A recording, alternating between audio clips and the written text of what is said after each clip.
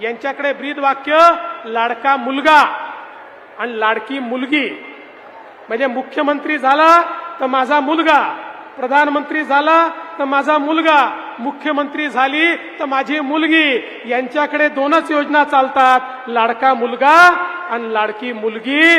आमच्याकडे या ठिकाणी उपस्थित असलेल्या आणि महाराष्ट्रातल्या 12 कोटी ज्या काही जनता आहे त्यातल्या सगळ्या महिला या आमच्या एक सोडून आमच्या भगिनी आहेत आणि त्यांच्याकरता फक्त त्यांची मुलं एवढाच त्यांचा संसार आहे, त्याच्या पलीकडे त्यांना पाहायचं नाहीये.